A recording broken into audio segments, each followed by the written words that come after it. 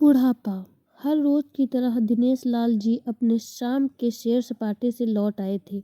वह अपने जूते उतार ही रहे थे कि बहू ने पूछा, बाबूजी, आज हम पार्टी में जा रहे हैं, हम वहीं से खाकर आएंगे। आज रात के खाने में क्या खाएंगे बताइए।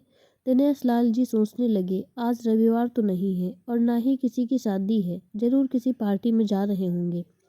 छोड़ो, मुझे क्या करना है इस उम्र में। अपने विचारों पर काबू करते हुए दिनेश लाल जी बोले, ऐसा करो बेटा, मेरे लिए 2 रोटियां बना दो, दूध के साथ रोटियां ही खाऊंगा।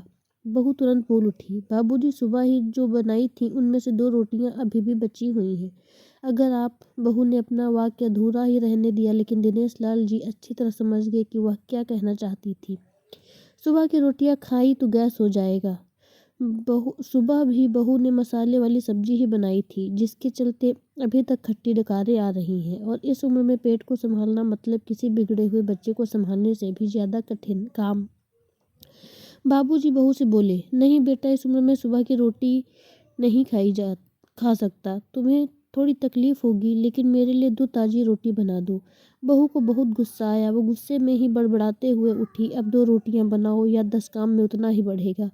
आटा गूंथो, रोटियां बनाओ, किचन और बर्तन साफ करो। इन्हें क्या, इन्हें सिर्फ ऑर्डर देना है, काम तो मुझे करना पड़ता है ना। बस दिन रात इनकी ही सेवा करते रहो। बहू के बोल दिनेश लाल के गालों पर पड़ रहे थे। हे भगवान, सिर्फ 2 रोटियां बनाने में इतनी तकलीफ। मैंने कोई 5 पकवान तो मांगे नहीं थे।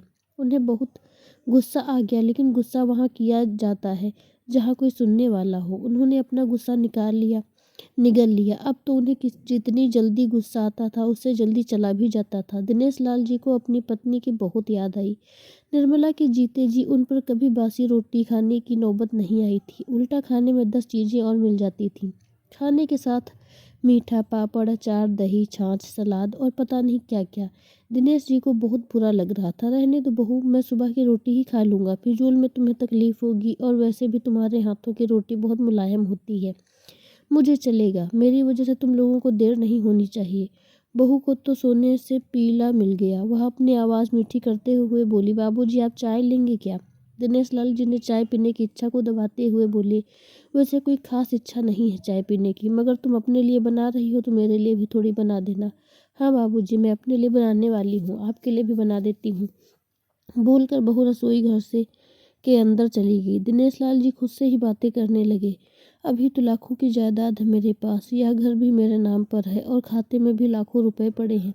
कभी बेटा विषय निकालता है तो बोल कर टाल देता हूँ कि मेरे बाद तेरा ही तो है सब कुछ, और फिर भी 1 कप चाय और 2 ताज़ी रोटियों के लिए तरसना पड़ता हो तो उन बूढ़ों का क्या होता होगा जिनके पास संपत्ति के नाम पर सिवा पुरानी यादों के कुछ भी नहीं होता।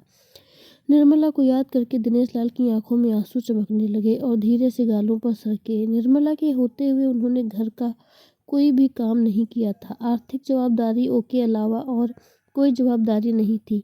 उनके व्यापार ने भी उन्हें अच्छा साथ दिया। वह भी निर्मला से बहुत प्यार करते थे, लेकिन कभी जता या बता नहीं पाए। वह यह सच्चे दिल से मानते थे कि निर्मला उनकी किसी पूर्व जन्मों के पुण्य का फल है, लेकिन जिंदगी की भागदौड़ में वह निर्मला की मन की इच्छाएं पूरी न कर सके। उन्हें वैष्णो देवी जाना था, लेकिन हर बार यह यात्रा अगले साल के लिए सस्पेंड हो जाती। घर बार और संसार की जिम्मेदारियां संभालते संभालते कब उनकी इच्छाएं उन्हीं के साथ चली गईं, पता ही नहीं चला। दिनेश लाल जी ने देखा, उनके पोता और पोती दोनों ही स्कूल से आ गए थे। दोनों ने अपना बस्ता सोफे पर फेंका और दादाजी की तरफ दौड़कर उनके गले लगते हुए कहने लगे, चलिए न दादाजी, खेलने चलते हैं। यही निस्वार्थ प्रेम के कुछ पल थे जिन्होंने दिनेश लाल जी भी बच्चों के साथ बच्चे बन जाते थे और सारे अपने दुख और यादें भूल जाते थे। वह कुछ बोल पाते उससे पहले ही बहू ने कहा, चलो छोड़ो दादाजी को, हमें पार्टी में जाना है, जल्दी से आकर तैयार हो जाओ, पापा भी आते ही होंगे। आपको ये कहानी कैसी लगी है प्लीज़ कमेंट में ज़रूर बताइएगा और लाइक शेयर सब्सक्राइब ज़रूर करिए। मिलते हैं अगली कहानी में, तब तक के लिए धन्यवाद।